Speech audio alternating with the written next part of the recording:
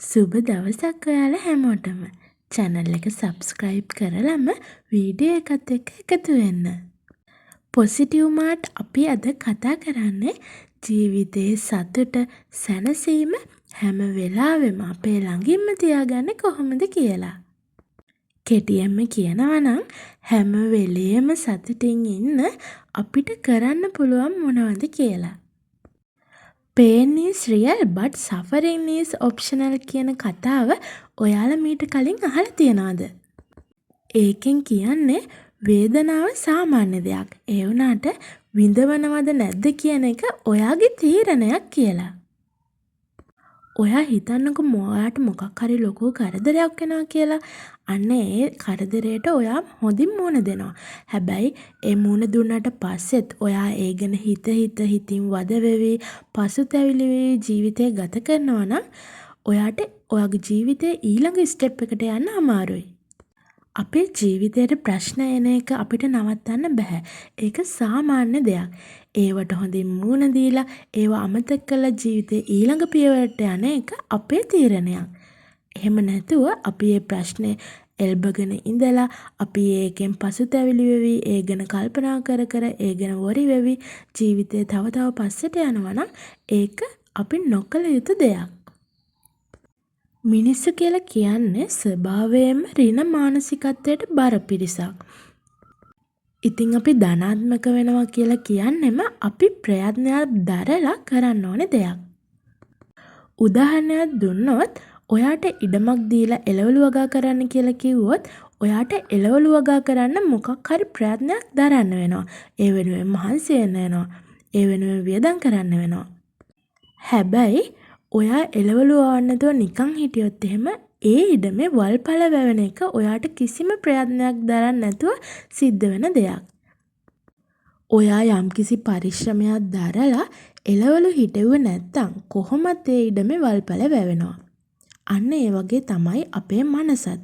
අපි ධනාත්මක වෙන්න යම් ප්‍රයත්නයක් දරන්න ඕනේ. අපි මුකුත්ම නොකර නිකන් හිටියොත් එහෙම අපේ හිත ඍණාත්මක සිතුවිලි වලින් පිරීලා යනවා. ඒ වගේම තමයි අපි කොච්චර ධනාත්මක වුණත් අතරින් පතර අපේ හිතට ඍණාත්මක සිතුවිලි එනවා. අන්න ඒ ඍණාත්මක සිතුවිලි එන එක සාමාන්‍ය දෙයක්. හැබැයි ඒ ඍණාත්මක සිතුවිලි කොච්චර වෙලාවක් අපේ හිතේ තියංගෙන අපි ඒ වෙනුවෙන් වොරි වෙනවද කියන එක අපේ තීරණයක්. ඔයා ධනාත්මකව ඉන්න උත්සාහ කරද්දිත් ඔයාගේ හිතට එන ඍණාත්මක සිතුවිලි ඔයා වැඩි වෙලාවක් ඔයාගේ හිතේ තියාගන්න එපා. අවම තප්පර 60කට වඩා අඩු කාලෙකින් ඔයා ඒ සිතුවිල්ල බැහැර කරන්න. ඒක ඔයා හැම වෙලේම ප්‍රැක්ටිස් කරද්දී ඔයාට කරන්න පුළුවන් වෙන දෙයක්. ඒක හරියට ඔයා එළවලු වැවපු ඉඩමේ අතරින් පතර වල්පල වැවෙද්දී ඔයා ඉක්මනට ඒව ගලවලා දානවා වගේ. මම මේ කතා කරන්නේ හැම වෙලේම අපි ජීවිතේ සතුටින් ඉන්න කොහොමද කියලානේ. ජීවිතේ හොඳ කාලේ එන වෙලාවටත් ජීවිතේ නරක කාලේ එන වෙලාවටත් සමාන සතුටක් තියාගන්න කොහොමද කියලා තමයි අපි අද කතා කරන්නේ. ජීවිතේ හොඳ කාලවල සතුටින් ඉන්න අපිට බලෙන් ප්‍රයත්නයක් දරන්න ඕනේ නෑනේ. ජීවිතේ හොඳ කාලවල අපි කොහොමත් සතුටින්. හැබැයි ජීවිතේ නරක කාලේ එද්දී අපිට පුළුවන් අපේ හිත ප්‍රැක්ටිස් කරන්න සතුටින් ඒ කාලවලට මුහුණ දෙන්න. හිතට හැම වෙලේම ධනාත්මක සංයෝජන ලබා දෙන්න. උදාහරණයක් විදිහට ඔයා හිතන්න ඔයාට දරුණු අනතුරකට මුහුණ දෙන්න වෙනවා. ඒ අනතුරට මුහුණ දෙන්න වෙන්නේ වෙන කෙනෙක්ගේ නොසලකිලිමත්කම නිසා. ඔයා හිතන්නකෝ ඔයා පාරේ යද්දී මිනිස්සෙක් ඇවිල්ලා ඔයාගේ ඇඟේ හැප්පිලා ඒකෙන් ඔයාව වැටෙනවා. වැටිලා ඔයාගේ කකුල කැඩෙනවා කියලා. එතකොට ඒ ෂණයෙන් ඔයාට ඒ මනුස්සයා ගැන තරහක් ඇති වෙනවනේ. අන්න ඒ වගේ අවස්ථාවල ඔයා හරිම පුංචි කාලෙකින් ඔයාට ඒ හිතේ එන තරහ අයින් කරලා දාලා ඔයා හිතන්න දෙවියනි මම ජීවත් වෙනවා. මම හොඳින් ඉන්නවා. ඒ වෙනුවෙන් ගොඩාක් ස්තුතියි කියලා. කොච්චර නරක දෙයක වුණත් හොඳ දෙයක් දකින්න පුරුදු වෙන්න. කොච්චර අමාරු අවස්ථාවක වුණත් තියෙන ධනාත්මක දේවල් දකින්න පුරුදු වෙන්න. අර අපි කතාවට කියන්නේ ඕනෑම අඳුරු වලාකුළක රිදී රේඛාවක් තියෙනවා කියලා. අන්න ඒ වගේ. අපි හිතන, අපි ෆෝකස් කරන දේවල් වෙනස් වුනහම අපේ ජීවිතේ ඉබේම වෙනස් වෙනවා. ඍණාත්මක දේවල් ෆෝකස් කරනව වෙනුවට ධනාත්මක දේවල් ෆෝකස් කරන්න. ඔයාට නැතිම තැන්වලදීත් ඔයාට තියෙන දේවල් වලට ස්තුතිවන්ත වෙන්න. හැම වෙලාවකම ඔයා ඔයාට ස්තුති කරන්න. ඔයා ඔයා වීම ගැන ආඩම්බර වෙන්න. කවුරුත්ම ඔයාගේ පැත්තේ නැති අවස්ථාවක පවා ඔයාට ඔයා ඉන්නවා කියන එක ගැන සතුටු වෙන්න. මං හරි ශක්තිමත්, මං හරි වාසනාවන්තයි, මං හරිම පින්වන්තයි. අන්න ඒ වගේ ධනාත්මක ඇෆර්මේෂන් ඔයා ඔයාටම කියාගන්න. ඒක නිතර පුරුදු කරද්දී ඔයාට ස්වභාවයෙන්ම ඔයාට කරදරයක් විපතක් වෙන වෙලාවල් වල ඔයාගේ හිතින් ඔයා ඔයාටම ස්තුතිවන්ත වෙලා ඒ දේවල් වලට මුහුණ දෙන්න තියෙන ශක්තිය වැඩි වෙනවා. මං ඔයාට තවත් උදාහරණයක් දෙන්නම්කෝ. ඔයා හිතන්න ඔයා ලොකු ලෙඩක් හැදිලා ඇඳේම ඉන්න උණු වෙලාවක ඔයාට ඔයා ගැන කලකිරීමක්, පසුතැවීමක් ඇති වෙනවා. අන්න ඒ වගේ වෙලාවට ඔයාට හිතන්න පුළුවන්නේ අනේ මම ජීවත් වීමම කොච්චර ලොකු සතුටක්ද? මම මොනතරම් වාසනාවන්තද? මෙච්චර ලොකු අනතුරක් වෙලත් මම හොඳින් ජීවත් වෙනවා. මං ගැන බලන්න මගේ දෙමාපියෝ, මගේ නෑදෑයෝ, මගේ සහෝදරයෝ මම වටේ එක්රොක් වෙලා ඉන්නවා. මම කොයි තරම් වාසනාවන්තද? අන්න ඒ විදිහට හිතන්න. දැන් ඒ අවස්ථාවේම ඍණාත්මක විදිහ ගත්තොත් ඔයාට ලෙඩක් හැදිලා ඔයා ඇඳේට වෙලා ඉඳි ඔයාට හිතෙන්න පුළුවන් මේ මොන කර්මයක්ද? ඇයි මටම මෙහෙම වෙන්නේ? මටමයි වෙන්නේ?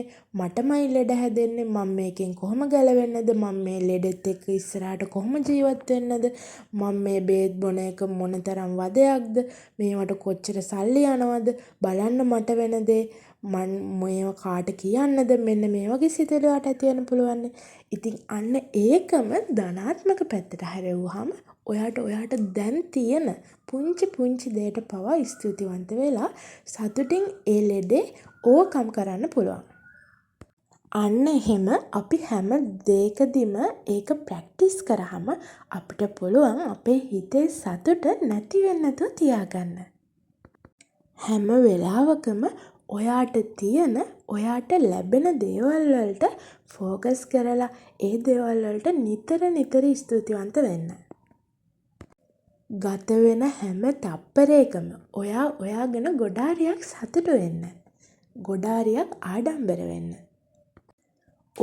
ඔයාටම ස්තුති කරන්න. ඔයාව සතුටු වෙන පුංචිම දෙයක් හරි හැම වෙලේම කරන්න උත්සාහ කරන්න. ඔයා වෙනුවෙන් කාලය වැය කරන්න. සමහර කෙනෙක් කියන්න පුළුවන් ඔයා ඔහොම කිව්වට මම කොහොමද එහෙම හිතන්නේ? මම ජීවත් වෙන්නේ අපායක. මට මේකෙන් මිදෙන්න ඕනේ. ඒ වුණාට මට මේකෙන් මිදෙන්න බෑ. මම මේ අපායෙන් ගොඩ එන්නේ කොහොමද කියලා. අන්න ඒ අයට මට කියන්න තියෙන්නේ අපායක් කියලා හිතෙන ඔයාගේ ජීවිතේ ඔයාගේ හිතින්ම දිව්‍ය විමානයක් කරගෙන ඒ ෆැන්ටසිය ඇතුලේ ජීවත් වෙන්න. ඔයා ඒක දිගටම ප්‍රැක්ටිස් කරද්දි ටිකින් ටික ඔයාගේ වටේ තියෙන බාධා ඉවත් වෙලා ඔයා ආස ජීවිතය, ඔයා ආස දේ ඔයාගේ වටපිටාවේ සකස් වෙන්න පටන් ගන්නවා. ඔයාට නොහිතූ දේවල් ලැබෙන්න ගන්නවා. ඔයාට හොඳ අයව මුණ ගැහෙන්න ගන්නවා. ඔයාට තියෙන බාධා එකින් එක ඉවත් වෙලා යන්න ගන්නවා. ඉතින් මෙහෙම වෙන්න නම් ඔයා මුලින්ම ඔයාගේ හිතින් ඒකට සූදානම් වෙන්න ඕනේනේ. තමන්ට තියෙන දේවල් වලට ස්තුතිවන්ත වෙලා තමන්ට තියෙන දේවල් වලින් තෘප්තිමත් වෙලා ජීවත් වෙද්දී අපිට අවශ්‍ය දේවල් නිකම්ම ලැබෙන පටන් ගන්නවා. එතකොට අපේ හිතේ සතුට හැමදාමත් එකම විදිහට පවත්වාගෙන යන්න අපිට පුළුවන් වෙනවා. ඔයාගේ සතුට ඔයා ළඟ තියාගන්න කරන්න පුළුවන් තවත් දෙයක් තමයි ඔයා අනිත් අයගේ දේවල් දැකලා හදවතින්ම සතුට වෙන්න. කෙනෙක් මොකක් හරි ඇචීව්මන්ට් එකක් ලැබුවාම ඒ කෙනාගේ සාර්ථකත්වය දැකලා හදවතින්ම සතුට වෙන්න, එයාට සුබ පතන්න. අන්න ඒ වගේ දේවල් වලින් ඔයාට ඔයාගේ හිතේ සතුට පවත්වා ගන්න ලොකු උදව්වක් ලැබෙනවා. ඊර්ෂ්‍යාව, කුහකකම, වෛරය වගේ නරක සිතුවිලි, නරක වයිබ්‍රේෂන් ඔයාගේ ජීවිතෙන් අයින් වෙලා ගිහිල්ලා මෛත්‍රිය, කරුණාව, සතුට, සැනසීම වගේ හොඳ වයිබ්‍රේෂන් ඔයාට ළඟා වෙන්න ඒක හේතුවක් වෙනවා. ඔයා හැම වෙලේම හිතන්න ඔයාගේ සිතුවිල්ලකින්වත් ඔයාගේ වචනකින්වත් ඔයාගේ කිසිම ක්‍රියාවකින් තව කෙනෙක්ට නරකක් නපුරක් වෙන දෙයක් සිදු කරන්නේ නැහැ කියලා. එහෙම වෙන්න එපා කියලා හැම වෙලේම ප්‍රාර්ථනා කරන්න. හැම වෙලේම ඒ වෙනුවෙන් කටයුතු කරන්න. අන්න එතකොට ස්වභාව ධර්මයේම ආශිර්වාදයක් විදිහට ඔයාගේ ජීවිතේ හැම වෙලේම සතුටින් ඉන්න ඔයාට ඒක ලොකු උදව්වක් වෙනවා. තමන්ට තියෙන දේවල් වලින් සතුටු වෙලා තෘප්තිමත් වෙලා ඒ දේවල් වලට ස්තුතිවන්ත වෙලා අනුන්ට නරකක් ප්‍රාර්ථනා නොකර ජීවත් වෙලා බලන්නකෝ ඔයාගේ ජීවිතයේ සතුට සැනසීම හැම වෙලාවකම ඔයත් එක්කම තියෙවි. ජීවිතේ අමාරු අඳුරු කාලය එන එක නවත්තන්න බෑ. හැබැයි අපිට පුළුවන් අපි ඒ කාලවලට මූණ දෙන විදිය වෙනස් කරන්න. ඉතින් මේ දේවල් try කරලා බලන්න. ඔයාලගේ ජීවිතේ හරි ලස්සනට වෙනස් වෙවි. ඉතින් සුබ දවසක් ගිහින් එන්න. මම පොසිටිව් මාන්.